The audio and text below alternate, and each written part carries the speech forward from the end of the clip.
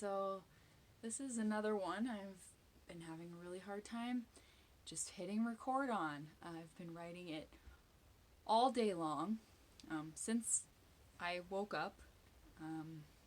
It's been a lot of processing. I'm not going to really even try to bring it with my regular theatrical self or try to impress you in any way with this, because it's more so about me and my best friend and the journey that I needed to take today.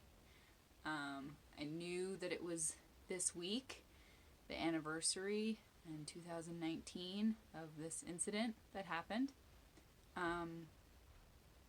And been having a lot of really weird, uncomfortable feelings in my body all day, which makes sense. But yeah, I knew it was this week, and somehow I just woke up today knowing that today was the day I needed to face it, and pretty much started crying as soon as I started writing about it. Probably gonna cry now, but I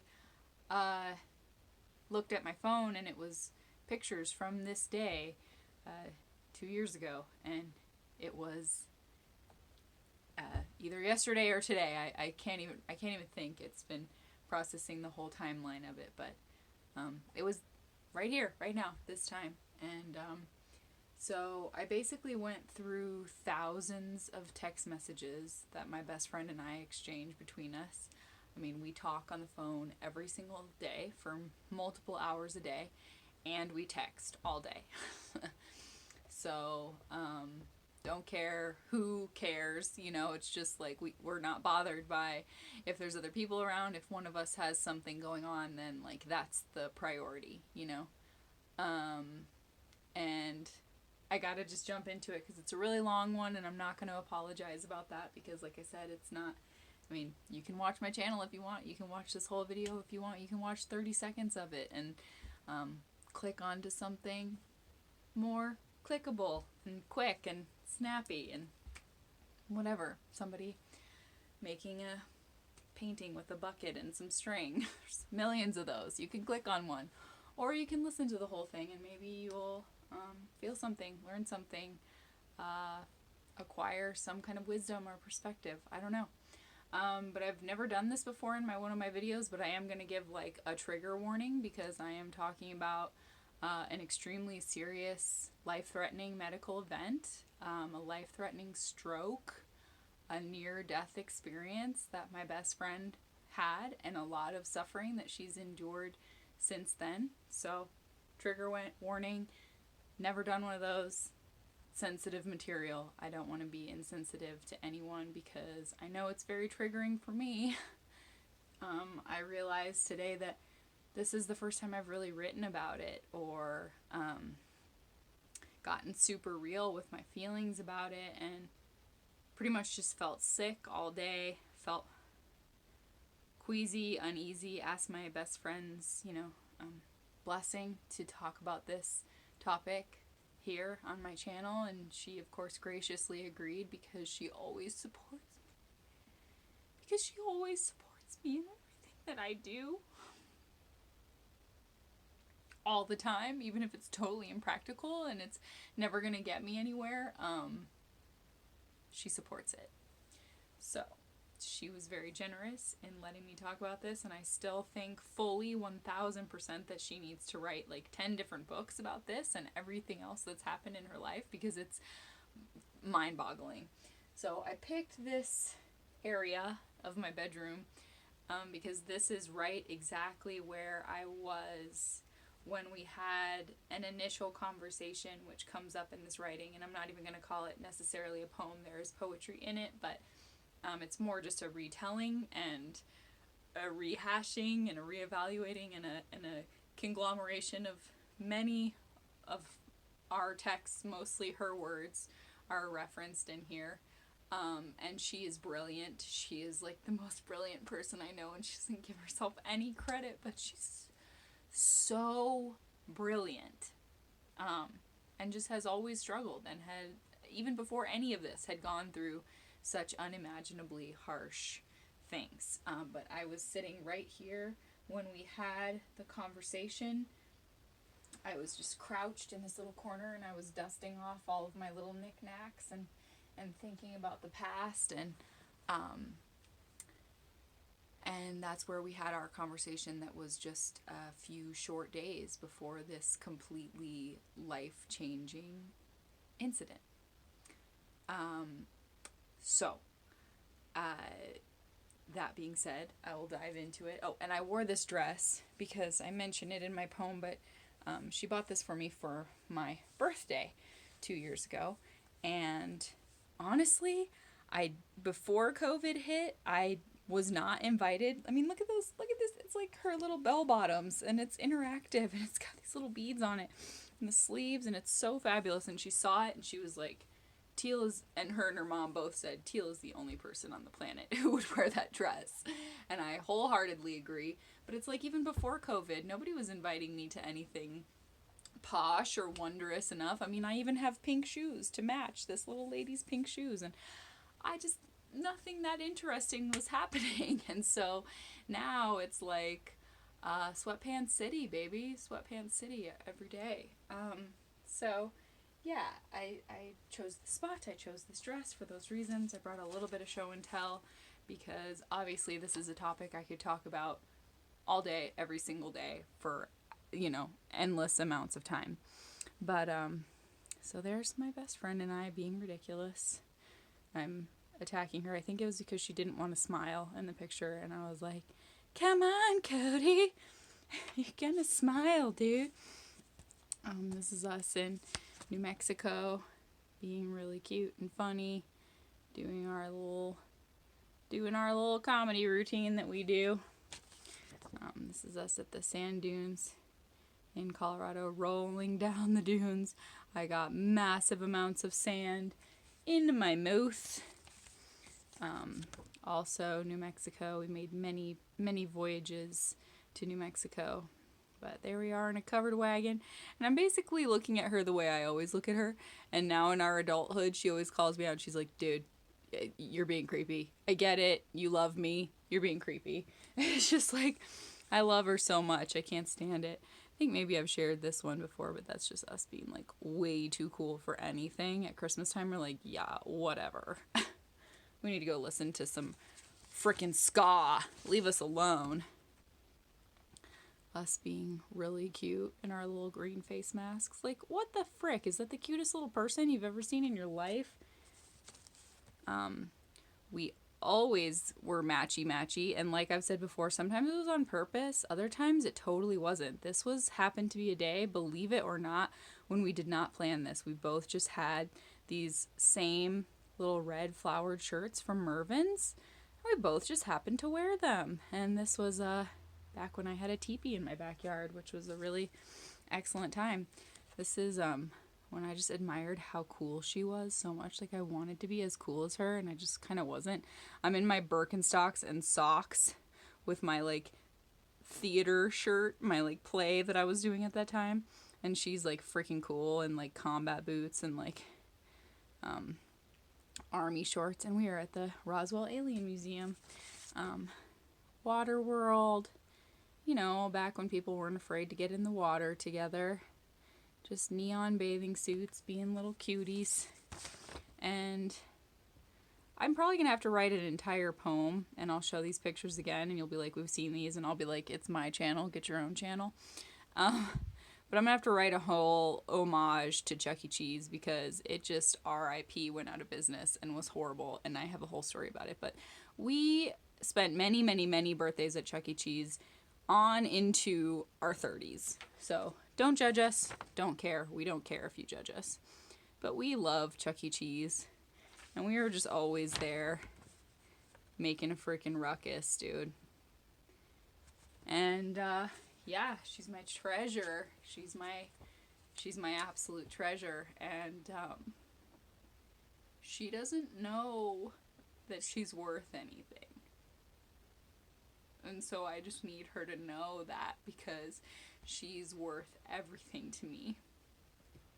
And she's gonna get, like, embarrassed and be like, you're being so sappy. And she is not as sappy as I am. But I just had a really hard time writing this today, guys. It's like catching up to me. I've just been kind of in it. my mom's been trying to talk to me and get me to do stuff around the house, and I've been like, shut up, Mom, and just kind of like crouched in the corner and like really struggling through it. And I don't want to make it about me, because it is about her and what she's been through, which is monstrous. What she's been through is monstrous. And yeah, it was a complete perspective flip, a complete shift of all reality, the way I process other people, my tolerance level for other people changed everything for me. And in some good ways, like after this happened to my best friend, like my tolerance for bullshit became 0%. It was just like, no, I'm done. In my job, I was able to stand up for myself in certain ways, because it just like reset that calibration of like, how are you making this a thing right now? This is not a thing on the Richter scale of things. Get it out of my face. You know, it reset that whole understanding of what is a problem. What's a real problem? Are you coming to me with a problem right now? I don't think so. And just the way people talk to each other and the way that they interact. And I gotta dive into it because it's really long. And I'm not going to apologize for that, but this is day 78. I know it's a big departure from yesterday. I hit you with some strawberry milk. She had to make a guest appearance to lighten things up a little bit. Honestly, I didn't even know I was going to do this today. I just knew I had to do it when I woke up, and it just so happens that today was the day. It was either today or yesterday. But this was the day. And so it's weird that it just snuck up on me in my dreams and in my waking processing. And so I hope you'll take the journey with me. It's a little bit of a long one, but it's really powerful and it's really potent, and I hope that you can get something out of it. But oh, my toes cramping. Of course it is. Of course it is. I'm trying to be serious and give you something serious, and my toes cramping. But oh my gosh, we're just the cutest little people. There's another one. I have these Chuck E. Cheese things pretty much all over the house, you guys. But yeah, day 68. We're talking about the greatest great that I know. And that's my best friend Codes. So here we go. It's this piece, I'm just going to call it a piece, is called More to Me Than Could Ever Be Expressed by Words or Poetry. My air bear, my Cody. Long before a horrible, unexpected medical incident would change both our lives, my best friend and I checked in on each other every single day. Several weeks before being blindsided by this terrible torrent of pain, we communicated constantly, as we always do. We've both had to deal with a slew of medical issues. Unfortunately, that always creates a sort of boy who cried wolf attitude from others when something truly horrible is happening. We couldn't have known what was coming. There was already a more than heaping pile of existentialism, fear, and sadness on both of our plates. We've talked about every feeling, every disappointment, every dream, and every heartbreak since we were kids. When I read over our messages in the weeks leading up to this crushing and pivotal happening, I feel sick, as though I travel into the body of 2019 me, and I feel earth-shattering panic, wanting to change the course of things, but knowing that simply isn't possible. We relate on this level of total honesty at all times, which I find beyond rare. This is long before coronavirus, mind you. We talk about our feelings of perceived failure, and what does that even mean? Where does all that pressure come from? Does society create it for us? Do we create it for ourselves? What book do we pull from the shelves to explain it to ourselves? Yeah, she writes to me. I just feel like I'm in a video game, dodging threats all the time. I don't know what my brain hang-up is. Why can't I be like other people? Like nothing helps me at all. I have not felt normal in many, many, many years. Not even for a second. I totes fear aging, and just like everything. Why am I so easy to sob and so prone to darkness? I tell her, I was listening to this doc on NPR, you'd probably like him. I think his book is The Orchid and the Dandelion. And it's like his sister was an orchid so fragile that she killed herself at 64, though he tries to emphasize that's only one outcome, and orchids can thrive and be strong. But he was a dandelion. Like, the things that happened in their family would cripple her and not faze him in the slightest. That kind of thing. She says, I mean, we're orchids, Avi. Of course she was right. needing just the proper light, exact amounts of water, scared and shriveling if it gets a few degrees colder or hotter. So tender and reactive to every breeze. Lovely and interesting to behold, yet almost never at ease. Oh, to be a dandelion, or even a sunflower, or better yet, a tree. Why does it hurt so bad to be alive, she asks me. Like I look at my hammy, my little guy, she says, and I go straight into invasive thoughts of like, oh, what a sweet, wonderful creature that's going to die. That is my brain in a nutshell. We swim through questions unanswered. It would take months to read all of our texts of wonder, fear, dread, and head-searching. We talk about what keeps us being good people when the outcomes continue to be so harsh. Oh yeah, I believe in doing good because it helps the fabric of the universe, she states. I just hope people stop being so boring. And that was when we could still go anywhere we pleased. We chat often about our phones spying on us, targeting us with all manner of things, flinging us deeper into mental crisis and not being nice to ourselves. Yeah, my phone thinks a lot about me that ain't true, she reflects. Always seems to be trying to make me hate my body or come unglued mentally. 2 days before terror strikes, she just so happens to get into a great detail about some specific fears about her dad having blood clots and being on birth control herself. I'm talking about my fears concerning birth control after going on it to treat my endometriosis, the only treatment available. And she's encouraging me to stick with it, saying it's some of the only relief she's felt in years. She's had absolutely sci-fi horror movie horrible periods since she was 10 years old. We just wind through a host of fears that now seem more like predictions. She worries out loud that maybe life won't get any more fun than this. That people have resigned to having kids and being in their little boxes. She's hungry for something more, as am I. We're crying. This isn't unusual for us. We lust for fun. Day before the big life changer, she texts me that she's feeling very sick. Horrible headache, vomiting. She goes to urgent care, reveals her symptoms, and is told she has the stomach flu and to go home. She tells me, I have a raging headache from my sinuses. I have it so bad on one side right now. I empathize with her, but I'm thinking, yeah, normal headaches, as most people would think. I think most people would tell her, you'll be fine. It's fine. I say to her, I love you the mostest.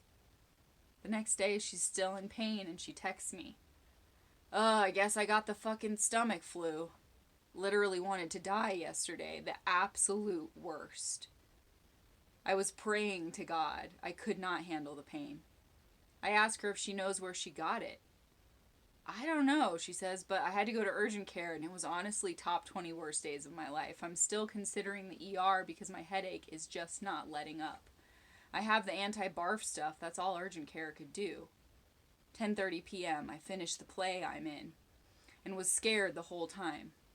I text her, you feeling any better? No response. I text, you doing okay? I feel in my soul already that she's not okay. I try again anyway. I'm getting worried, I say, because you always text me back. Then I receive a call from her mom, who's been like a second mom to me my whole life. She tells me they're racing Cody to Denver in an ambulance. Her brain is full of blood clots. Plural. I panic. I can't even imagine being in a play the following evening. Everything goes fuzzy. Everything. Nothing feels real at all. I text later that night.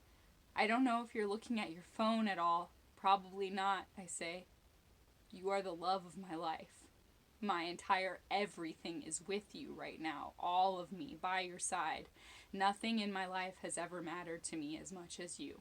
Every ounce of love and magic and hope I possess is with you. It's yours. I feel it's not enough, but it's what I can give in that moment. The following day, I'm trying to juggle a total meltdown, uncertainty about all the crazy shit I've been hearing from her mom, and having to literally put on another face to be in a play that same evening. I go all the way to the hospital in Denver, and I must admit I don't remember the drive. I feel split in between reality and total disconnect.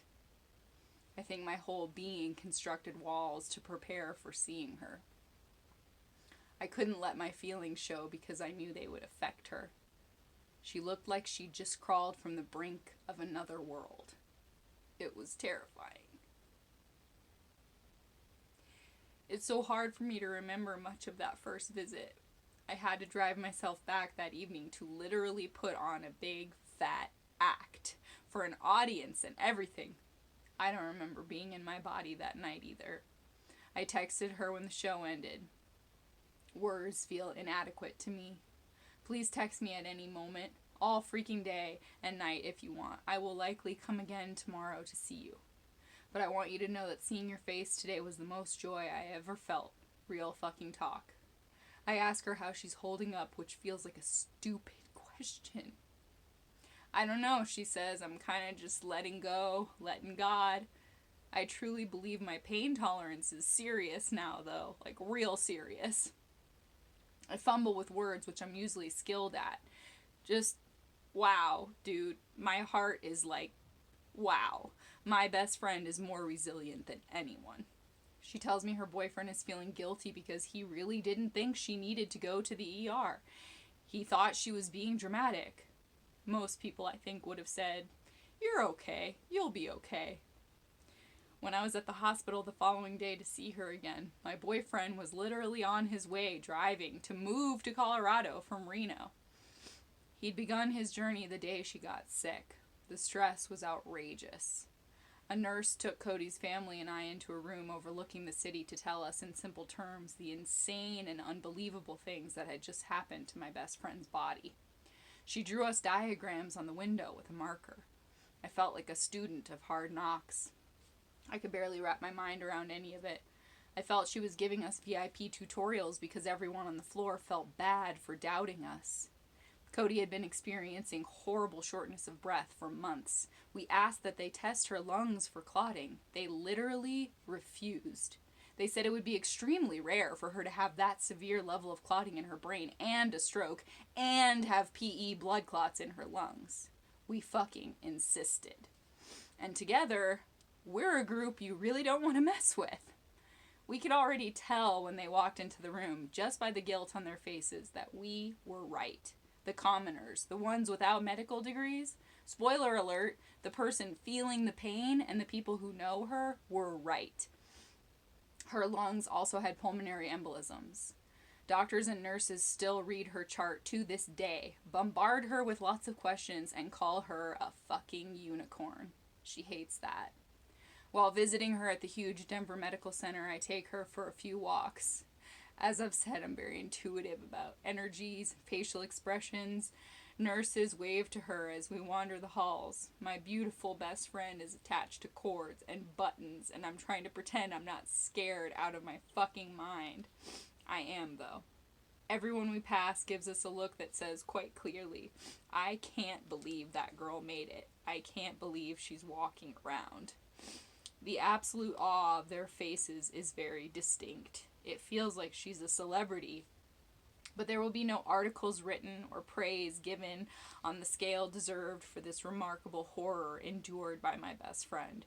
She won't get a spot on the news or a glossy magazine spread. No. Instead, a few measly months later, her bosses will be pressuring her about whether or not she's able to commit to doing the job. There is no grace in this society. It was her mother's instincts that kept her alive. It certainly wasn't urgent care. Her mom had pulled away from her apartment that terrible day after bringing her home from urgent care, and as she drove off, she was struck instantly by the certainty that her daughter did not have the stomach flu. It went off like an alarm inside her, and she turned around. Cody said, "Yeah, my mom thinks that it's my deceased grandma that saved me. My mom's sister called right as she left my house, and she had left me alone for like 2 seconds, and my aunt was like, go take her to right now to the ER. And my mom said she was feeling her mom, my grandma, her presence a lot those few days. She said it was like her mom was there yelling at her to turn around. After a lot of medical talk, I said, I just cannot even fathom the things your body has felt the last few days.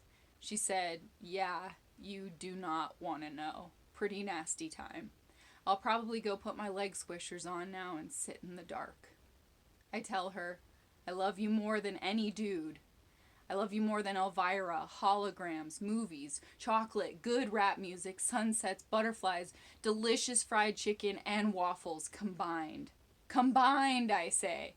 Still being more jovial and entertaining than any healthy person, she says, that's like the most love anyone's ever had for anything.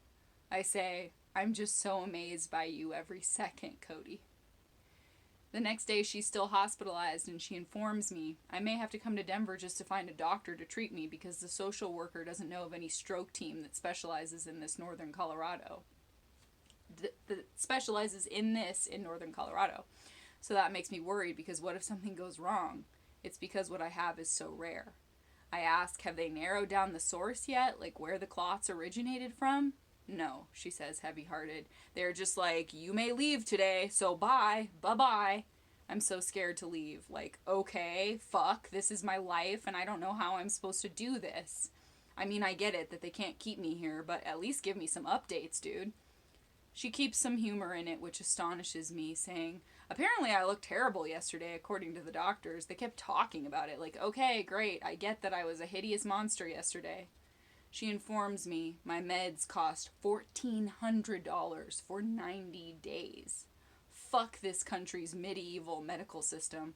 My phone auto-filled the word medieval and I left it because it's the perfect description. She goes home and I'm worried about her every single second.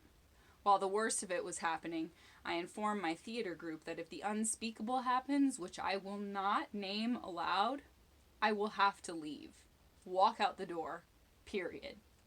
They tell me how much money would be lost by that. I don't give a response to that information. Everything is fuzzy.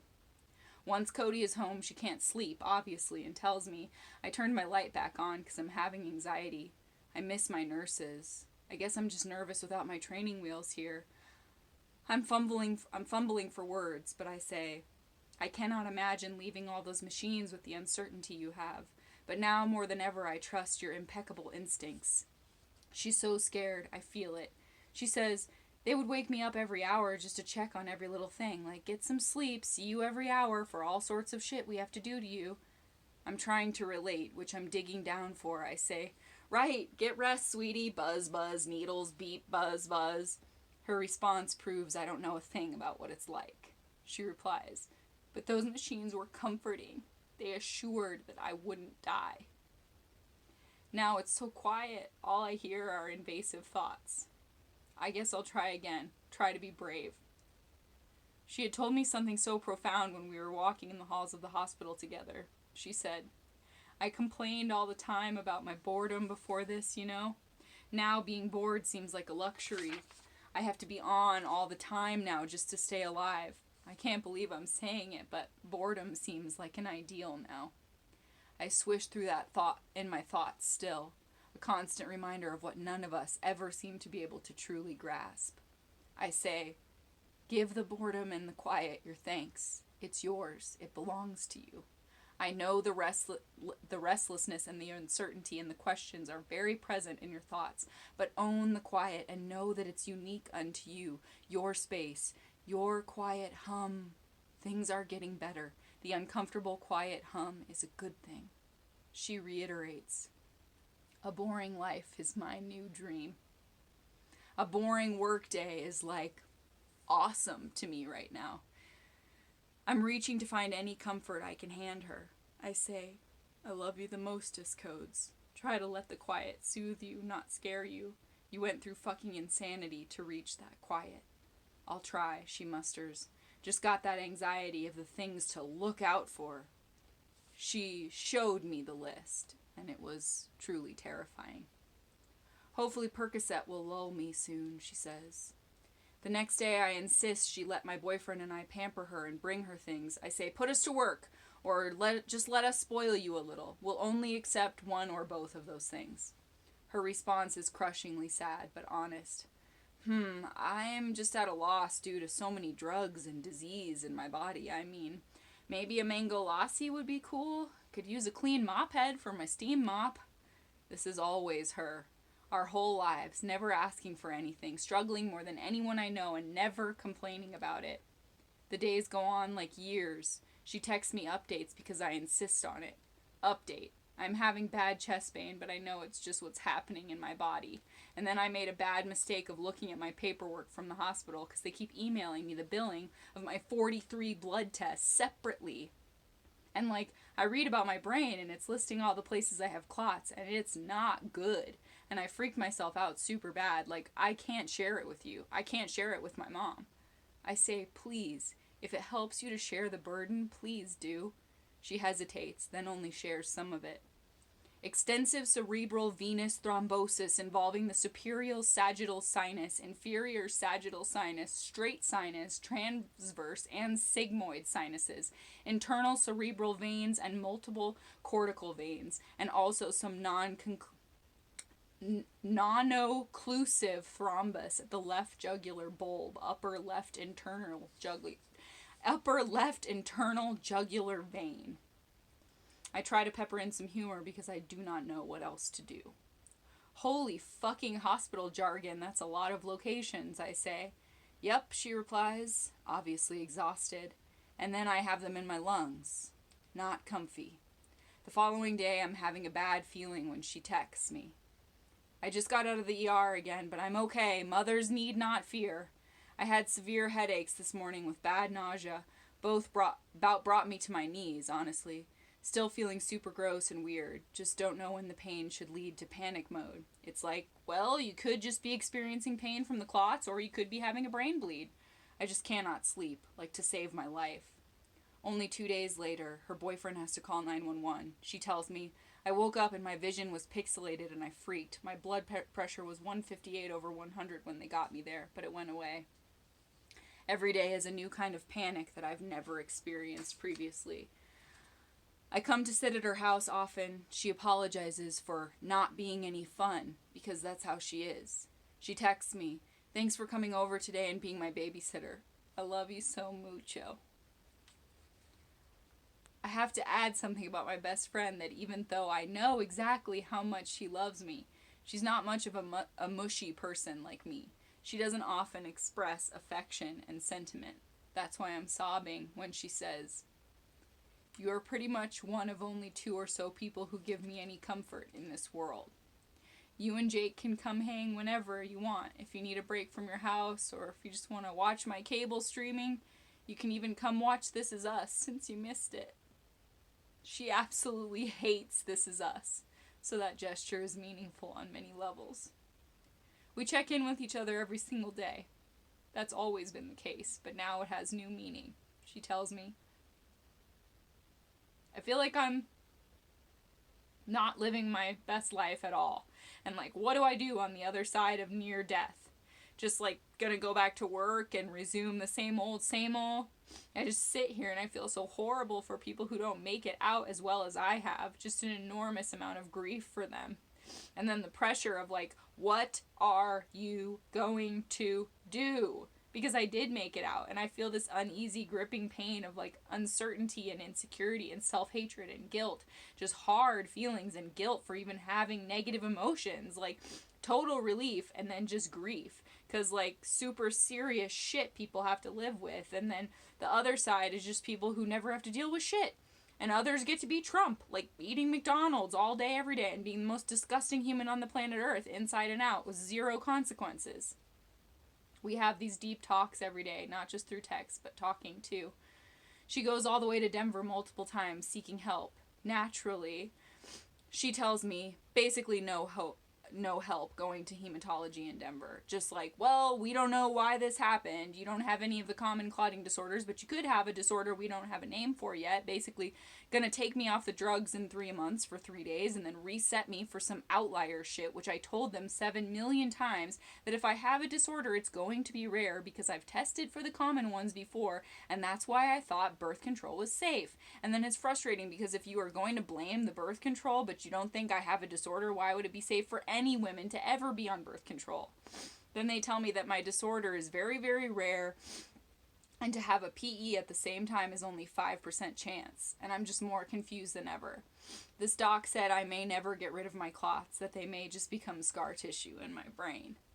In the coming days, she opens up a bit more about what she went through, but I know she's still hiding a lot. The more I understand it, the more I can't believe that I'm okay, she tells me. It was just so extensive, meaning my blood wasn't draining from my brain, and yikes, I'm more afraid of life than ever. Wish I wasn't afraid, and more motivated than I am. I guess there are 4 types of sinus thrombosis, and I had all of them at once. And I'm in the 5% with the PE at the same time. Like, what's the lesson? What's the point here? I'm not supposed to be reading this stuff, but apparently it caused projectile vomiting due to the pressure that compresses the medulla oblongata. Cool name. Bad times. She still finds a way to be funny. I respond, not really knowing what to say. Beyond any movie's challenges, dude. Yeah, she says, I feel conflicted not researching on my own because I don't want to, but doctors are so confusing. Everyone has an opinion, and they don't all agree with each other very often. We talk about wanting to change our lives, but not knowing how. She craves simplicity, but also now that a very, very long healing process has begun, she also realizes how little fun we were having before. But then there's the guilt of not appreciating just exactly what you've got. I add, well, obviously I'm like Don Draper in my mind, and I just want different lives and constant attention, but also devotion and stability, and money, and power, and prowess, and praise. And basically to have it all. All the cake dripping down my lips all the time. So I'm crazy. It's cool. I want all of that too, she agrees. I want the nice life and the crazy life. She texts me several days later that she's going to the ER again. I don't hear from her for hours, and I'm losing it. She says, hi, I'm okay. I only thought I was dying. I'm just going to be really quiet today. Not feeling up to seeing anyone yet, but soon I will be. Sometimes her words are very simple and sad like this, and I just don't push it. I have to meet her wherever she is. Even the little things she tells me I know many people would not empathize with, like she says, I can't watch anything at all stressful or dark. I'm having adverse reactions to drama TV, like immediate panic. Or, the heat of the shower actually makes me weak and sick. It's no comfort at all. Seriously, just need to be free to live again. She's given the runaround by various doctors so often it makes me dizzy. She's dealing with gallbladder problems, constant head pain that feels like a drill going through her head into the roof of her mouth. Every time she tries to address any of it, she's given half answers or the slip. Just the gallbladder struggle alone, which I'm familiar with.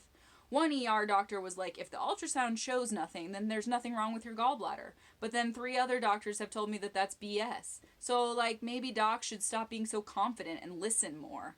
And then I wrote my doctor about my cramps, and I'm like, yo, naproxen sodium is the only thing that's ever worked for me for 20 years for my menstrual cramps, and Tylenol ain't doing shit. And it's going to take 2 to 3 days out of my life every month.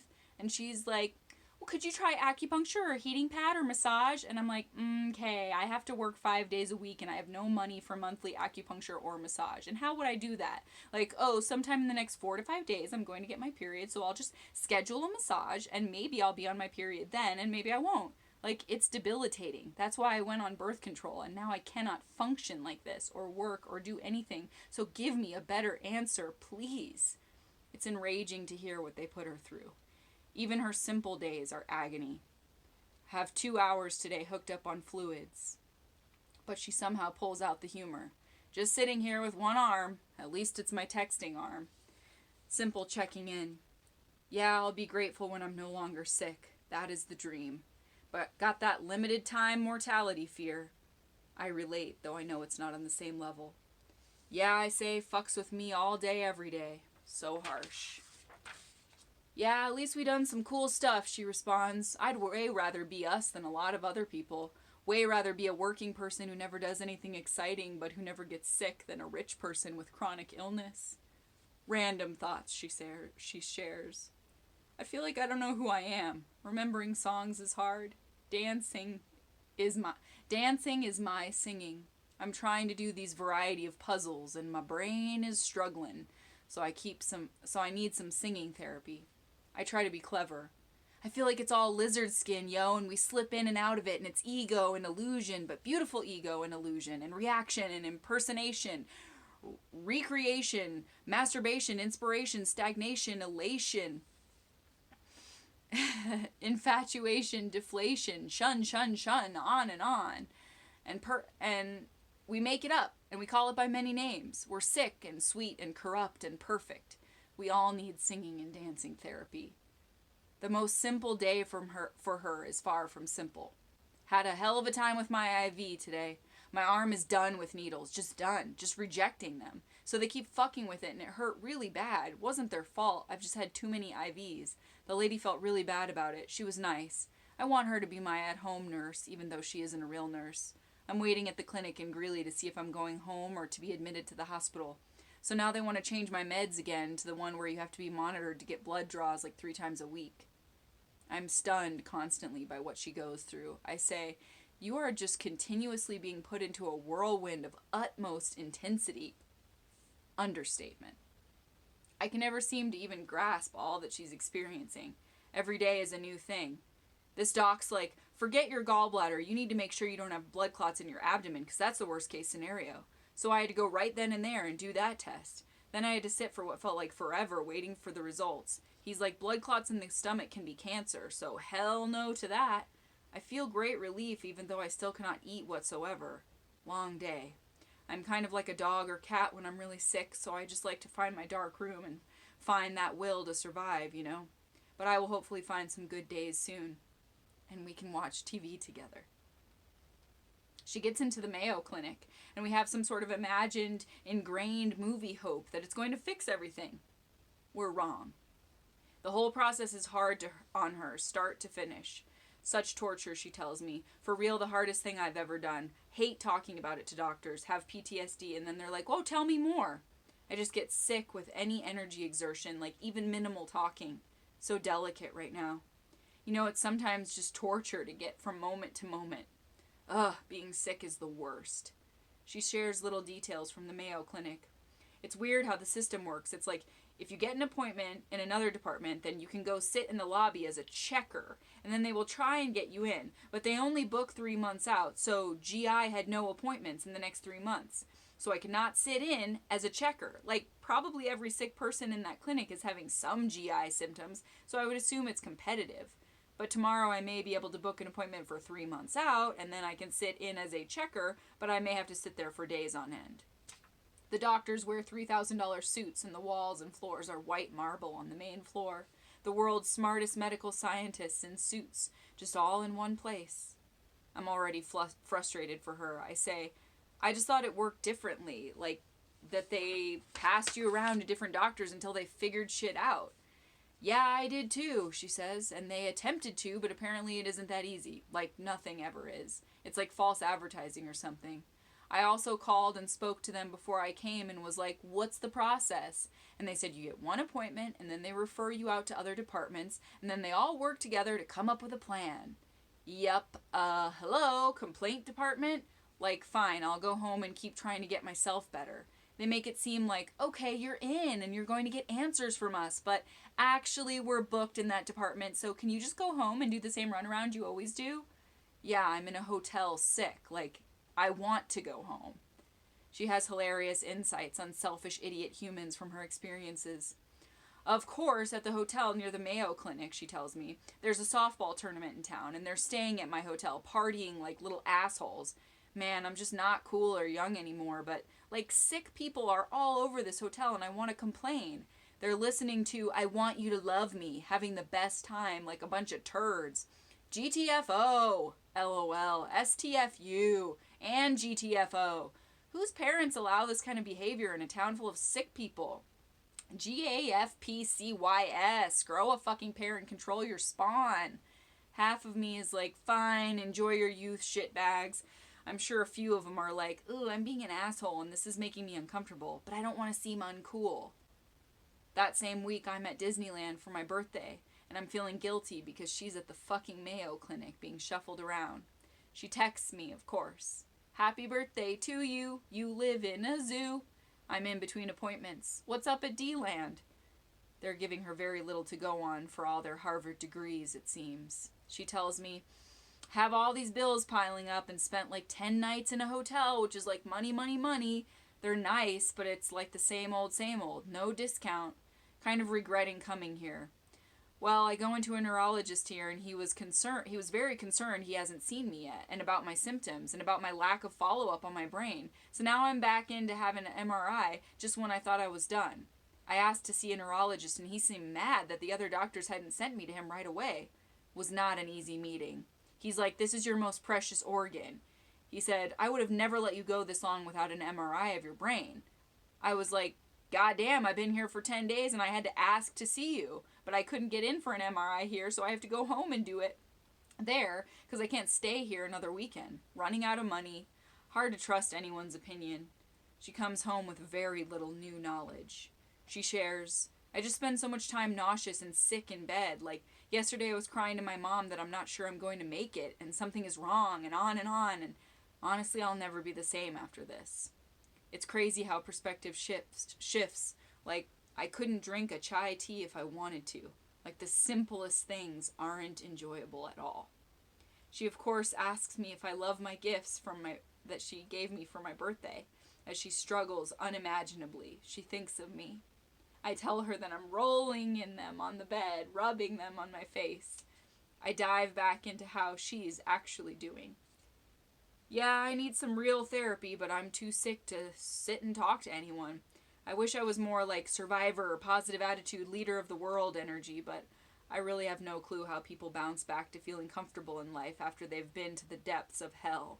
And so many people do it. Like, are they lying about what they're dealing with when they're alone? I just try and remember that other people have walked through fires and went on with their lives eventually. I feel like getting really sick is a terrible mirror to look in.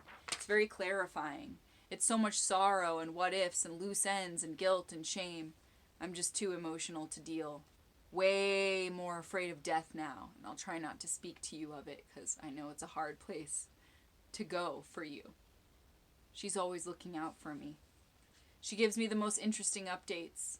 This lead cardiologist was an Indian guy with like an Irish accent. You would have dug him. Just too smart to fully understand type of dude. I'm fascinated by super type A, keep the human race progressing type people. Like the people who take on these high stakes, high stress, high achievement jobs and devote themselves to learning and researching and finding new ways to make life more manageable. I just feel like they are celebrities to me. I feel like I spend one day in a hospital and I'm depressed as fuck. And they are like Lifetime Achievement Award winners for toughest day-to-day job ever. I just haven't felt normal in months. So hard to describe how off I feel. It's like I always feel like how it feels when you're gonna barf and you know it's going to take hours to happen. Like, not the worst thing ever, but enough of a problem that I have very little life outside of my couch.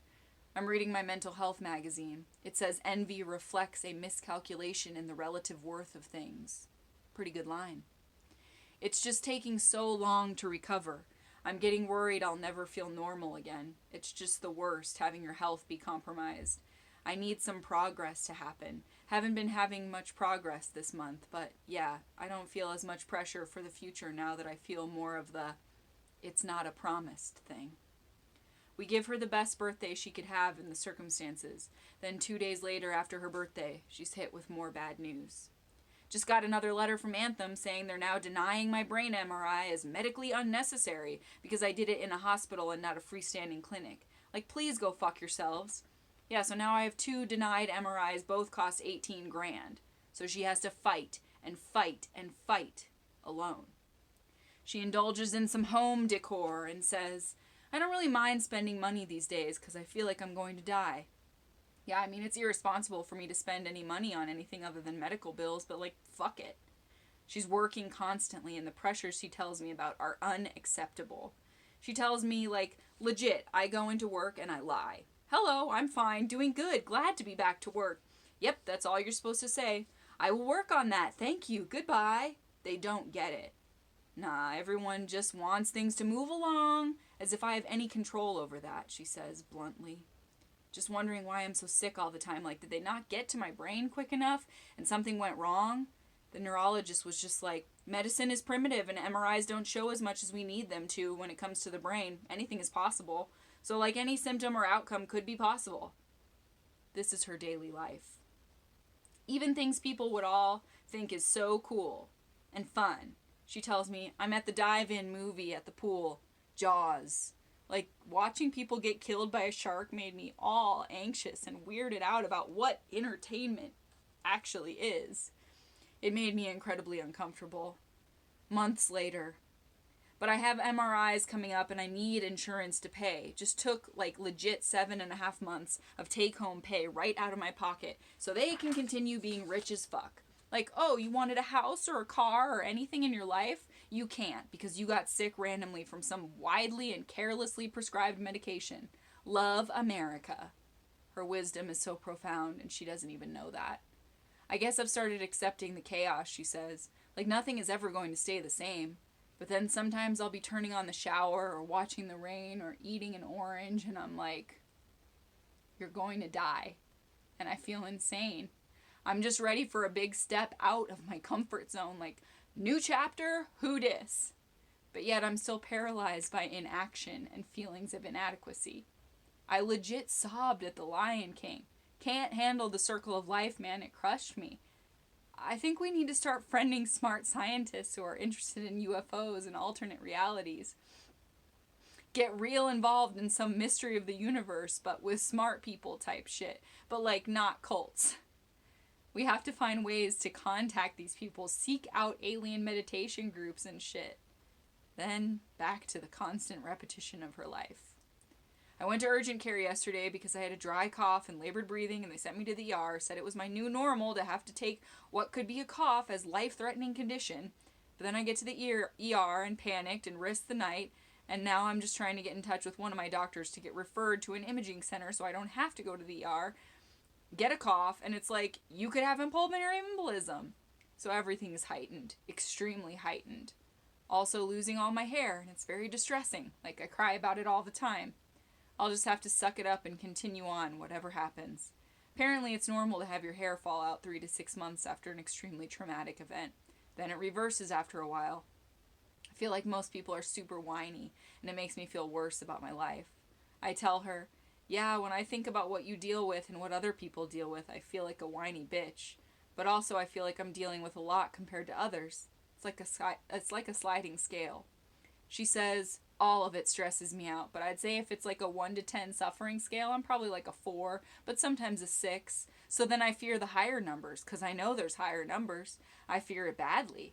But then there are people here at my work who have it 700 times worse than me, and I just realize how disgusting humans are and how we built this culture that makes us feel like shit if we aren't 100% hot, smart, talented, able-bodied humans, like checking our email and doing yoga and having babies and blah blah.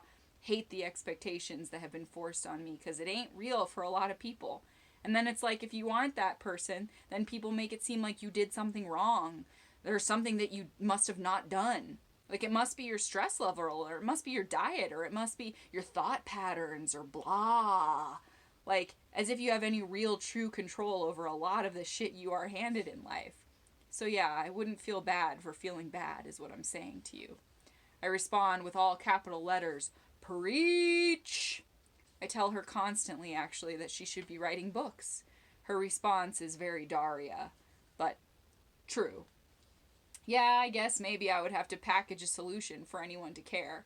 I say, you're so much more fucking wise and articulate than seriously 89% of the human population, and I just wish I could find a way to make it what we do for a living. Living for our passion and opinions instead of somebody else's table scraps and half-ass pats on the back. She responds, yeah, here's some paperwork to push around, have fun. It's so nice out too, and I just feel like my life is slipping away. But I feel like I'm too realistic and pessimistic for anyone to care about my opinion or subscribe to my channel. People want hope. I get passionate. Nah, fuck that, I say. Our solution is that there is no solution. Only empathy and collective help and contribution. The answer is there is no answer. We're not selling a fake answer like legit everyone else. We're selling that we're fucking with you, most people, you. Like, we're next to you people who can't and feel like shit for it. We're with you body dysmorphics and phobia freaks and geeks and anxiety heaps. We are here. We are fighting alongside you. Nah, people need that real. They do. They don't know they do, but they do. Like, we're not phonies or snake oil salesmen or gurus or high on our own shit fucks Instagram addicts. We're the friend people want while they're stuck looking at glossy Instagram accounts, not realizing they're addicted to hating themselves. Months later, there's little change. Do you ever just wish you could take the rest of your life off and lay face down for half of it? She asks. Fuck yes, I say. Just no goal, no one to impress, no accolades to strive for. Just live without this, what is it all for? Am I doing it right? Panic. Yeah, just like garden and make food and lay face down and take walks and swim and just not give a fuck. Shit, maybe even acquire dreads from the just not giving a fuck of it all. Good way to put it, I say. I respond, the constant giving of fucks is really hard and draining. I have feelings of failure. She says, I have feelings of failure because I'm not XYZ and everyone else is XYZ. Like, oh, I'm supposed to have these life moments and be perfect and desirable and smart and successful and positive and fit and engaging and charming and shoot me. Unfortunately, it's all lies because the truth is always way more complicated and chaotic than that. I find it very interesting how we idolize people but only know them for like one thing and rarely give a shit about the truth. It's like, oh, you aged? How unfortunate. Let's move on to the next 20-year-old pop star. I think I can give a little jolt to counselors because it's like, oh, here comes this little blonde Colorado chick, like la-di-da, and then I'm like, boom, I'm a dark, struggling ass soul. Yeah, it's crazy. Even the reality of what goes on in my real life and the person I show the world and the perception people probably have makes me wonder about everyone else and their secret in existence. And even if I bring up like the littlest bit of realism with people, they just shut it down. I agree with her totally. Yeah, just robot dead eyes, switch topics with the nearest equally numb human. Yeah, but they must have something going on more in their minds that would surprise me, and yet no one shares. Late night, days later, she tells me, yeah, I guess I always feel afraid, like it could be over any minute. Anyways, I mean, if I survived a multi-pulmonary embolism in 2 lobes of my lungs and hundreds of blood clots in my brain untreated for like a hot minute, then I feel like I don't know what will kill me. I feel afraid every night that I'm not going to wake up. This is her daily existence. And people don't check on her, and they don't care or try. I send out a group text to our longtime friendship group of gals. Cody struggles to hold on to friendships because she doesn't have patience for people who don't show up at all, and few people do. I tell them the severity of what happened to her and express that she doesn't need answers, she just needs love. I practically beg them to reach out to her. None of them do. About a year later, I'm connecting with one of these friends. She's about to have her second baby. She asks me what's been going on with me. I struggle when people ask me this because I know they don't want the real answer. I gloss over what happened to Cody. The friend says, oh, I didn't realize she had a stroke, although I articulated that very clearly in the group text. People absorb what they want to. I tell her that Cody and I both struggle because everyone's in this phase of having babies and big life events. I tell her in a very small nutshell, non-involved way about losing my ovary and my endometriosis and the sadness in me that having children will be a real struggle if I decide to try. I tell her it's worse for Cody because she's been told she cannot have children with her conditions. Period. No chance. And that people aren't very empathetic about it. Her response shouldn't have shocked me, but it still did. She said, well, I'm going into mama bear mode here and I'm sorry, but I just can't hold space for any of that. That's it. So the conversation ended and we haven't spoken since. And if you think that's an unusual response, you'd be wrong. That's the common reaction, even from nurses, even from receptionists who read the cliff notes on her experience and ask 1 or 2 questions as though they care. And if Cody answers even halfway honestly, they look away. They look down at their shoes. They shut down. They freeze her out.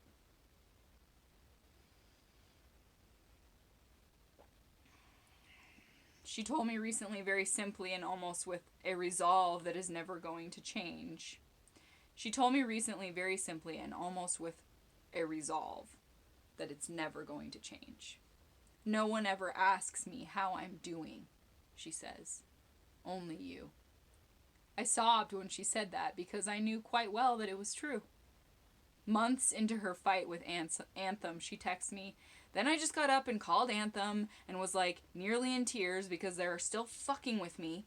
I got through to a supervisor at Anthem, but still feel like I wasn't assertive enough. Like, I'm not taking names and asking for call records. I feel like I don't know how to navigate the dick world of humans. They know who I'm talking to and exactly when, because they tell me, oh, I see you were talking to so-and-so on such and such. Like, they fucking record everything and then they act all perplexed and confused. Like, please. I got one confirmation number and a number with a promise for a call back, and I never heard from them.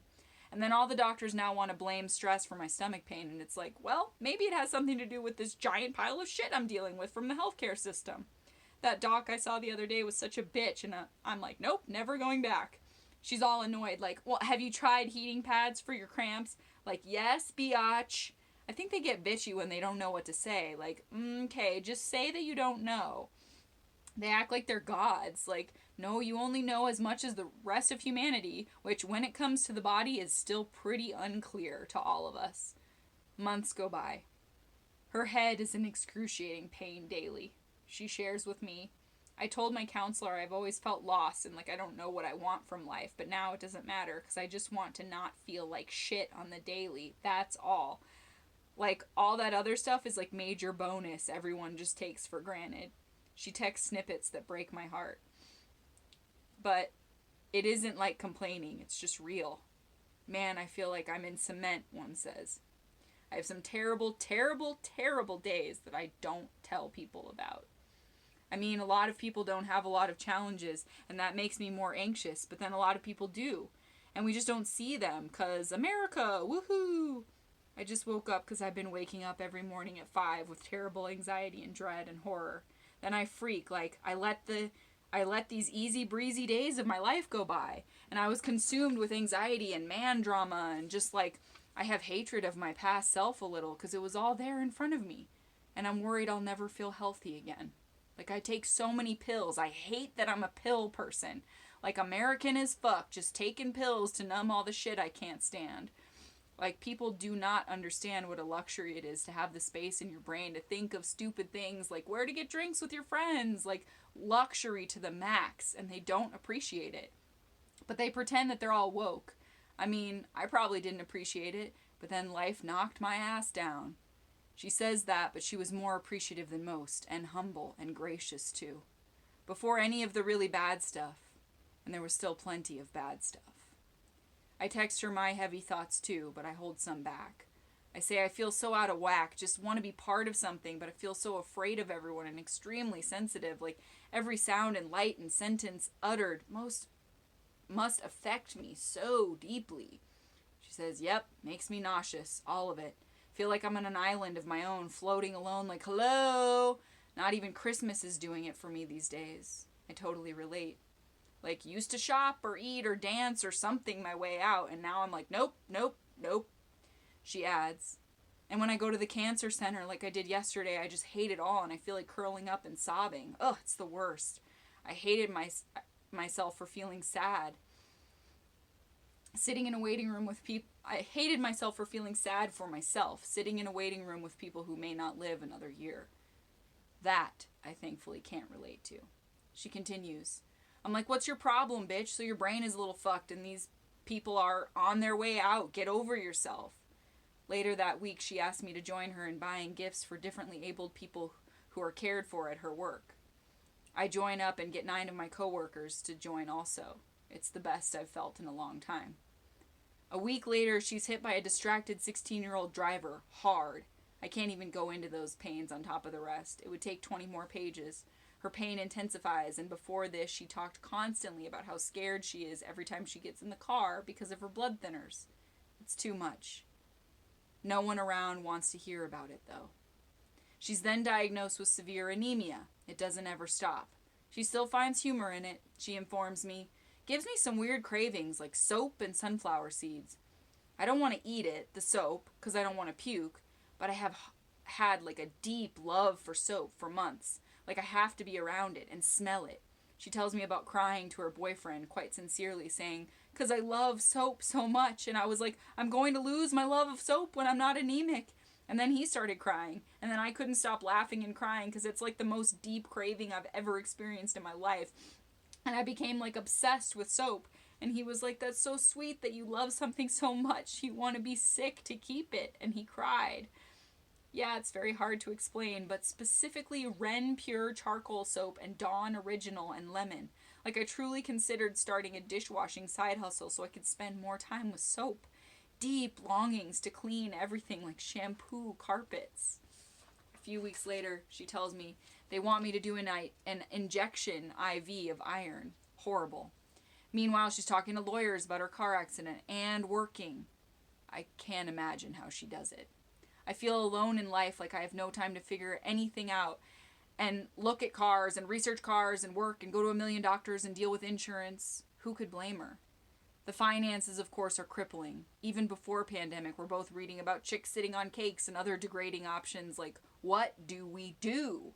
It makes me feel sad sometimes, she says, that privileged people are the ones who rise to the ranks of being like the professionals who help. And the poor people are the ones who live it and know it better, but are just kept down. I'm like half bored by the wine and perfect smiles and half like, damn, I want to be them. I can soul cycle and go to the beach and go on vacations if I was them. People brush off her feelings about everything, like, oh, we're all suffering, or keep your fucking chin up. No one ever gives her a lick of acknowledgement about the sadness of being told she can't have children, ever. They casually say, oh, I thought you didn't want kids. She's angry, like, yeah, I just reached a point in my life where I didn't want to focus so much on me. And people are like, well, you never wanted kids, as if I should be held to the 20-year-old version of me and never change. And to be told that I can't do something for my entire life is brutal. No one gives me credit for that. I deserve the option and the right just as much as anyone else. But it just feels like another thing putting a hand around my neck. This doctor isn't sure he could even harvest my eggs safely. He said he would have to consult the fertility team and experts. It made me feel ungrateful to feel like there's so much more life has to offer, because I already have a lot more than so many, but that's how I feel. Later that month, I win tickets to an event called ICE, which obviously now, still actually giving a shit about other human lives and being at home for a year, I'm so glad that we got to experience. Thousands of pounds of carved ice and Christmas sculptures, dazzling colors. But of course, while we're there, somebody has to act like an absolute twat, because, you know, people. We go down this ice slide. Keep in mind, this is about as active and brave as Cody has been in 9 solid months. She's struggling to get up and move out of the path at the bottom of the slide. Everything is hard for her. So some bitch trying to take a stupid picture yells, "Okay, move!" We're all stunned. She later expressed how angry she was that she didn't say something. I wanted to be like, oh yes, I'm sorry. Am I in your picture? Let me drag my car accident, pulmonary embolism, stroke body out of your fucking way, you cunt, so you can go fuck yourself faster. I truly wish I had said those words to that old bitch. She would have been appalled, and I would have felt great. I feel like a doormat sometimes. It still makes me so sad. You'd be amazed how many people treat her like that, because they look at her and assume she's fully able-bodied and just fine. Fine. That word humans love so much. Fine. She's always saying such poignant things that are just passing thoughts for her, like, I wonder what the world could be if we stopped talking about celebs. Or, God, just so much time wasted. Like, why did I give up my 20s for barf bags? Ugh, oh well, hindsight is blah blah blah. The doctors were suggesting brain stenting for her. I can hardly even talk about that. She updates me. I canceled my brain stenting appointment. Cost $375 to see this guy next year, but I just did not want to drive to Aurora in rush hour and be super late to work and then be anxious and stressed and trying to get things done before vacation, but now I feel anxious. I canceled. A text I now find funny because it was still 2019 was, living that sweatpant life. How sad is that all I want for Christmas is a full sweatsuit? We talk about our constant frustration about the loss of fun. This is all before the pandemic, mind you. Oh yeah, I'm like, help, gotta get out, but then it's too cray out there and I'm safe and warm right here. Her pain comes through in little spurts, like I'm V6 sobbing on the floor just asking God if I'm a bad person. She expresses the frustration I feel better than anyone. Oh yeah, I get like an hour of motivation and then I'm like, nope, you're old and ugly and not educated or motivated or creative and you should just go to sleep. Sometimes I leave my body and I just can't conceptualize existence and then poof, one day you're gone, never to exist again as you once did. I mean, shit, the number of people who checked on me when I was sick was still just like you and my mom. Like, people be fake. She always seasons things with the best comedy. Isn't it cray how everyone loves Kylie Jenner so much more now that she has all this plastic surge? Like, she became 7 million times more famous after she changed her face and body to look like a blow-up doll. Hooray, you go, girl, fill that face. Became a billionaire over it. What is life, yo? And we both admit we don't really know. But we're there for each other more than anyone I know. Even her slivers of wisdom are so good.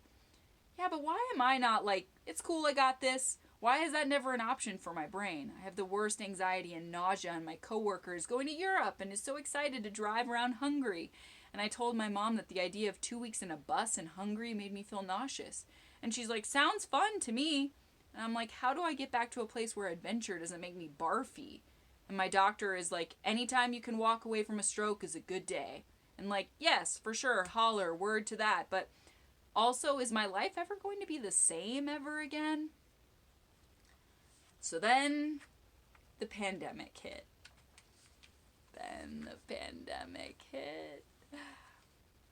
I think I'm going to do the rest. Tomorrow. It's just, we're at an hour.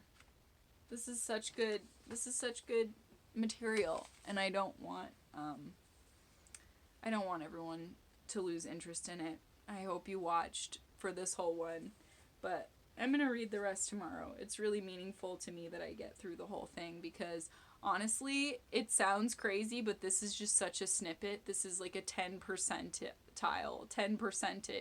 of what I have to dig out of my soul for this human being. And I want to do it justice, so I'm just going to do the after the pandemic thoughts tomorrow because it's good writing and I poured my freaking heart into it.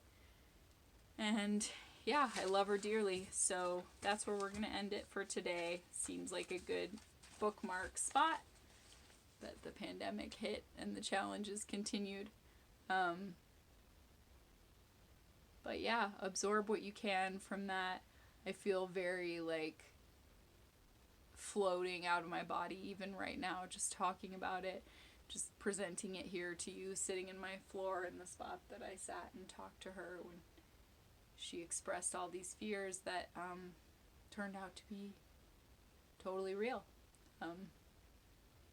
But I love her more than anything in the world. And so just, I don't know, call somebody that you love that you haven't talked to in a minute, or that even maybe you're mad at and you don't know how to talk to them, or, you know, feel like they don't get you anymore, or whatever it is. It's just not worth it to stay mad, I guess. I mean, some of those things I expressed about no one being able to check on her, like, yeah, I'm still real mad about those things. I'm still actually real hurt that none of those people could just say, hey, are you okay? I mean, you came a whisper away from death, so, like, are you all right? Because people show up for the fun things, but they don't often show up for the rest.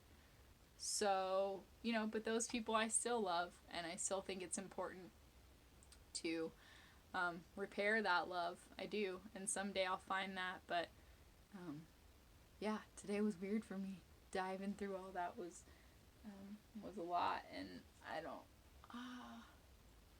don't know that I can do it justice. You know, I'm just kind of sitting here feeling like a little bit too human, a little bit like I wish that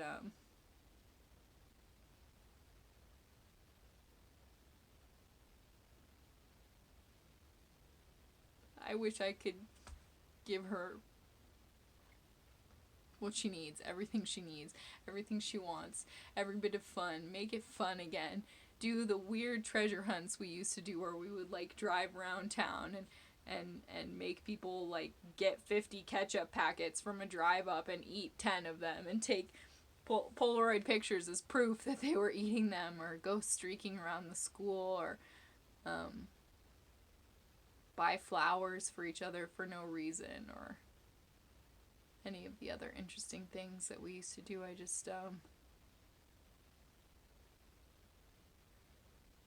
know that no amount of poetry would never, ever, ever be enough. No amount of sentimental birthday cards, Christmas cards, presents.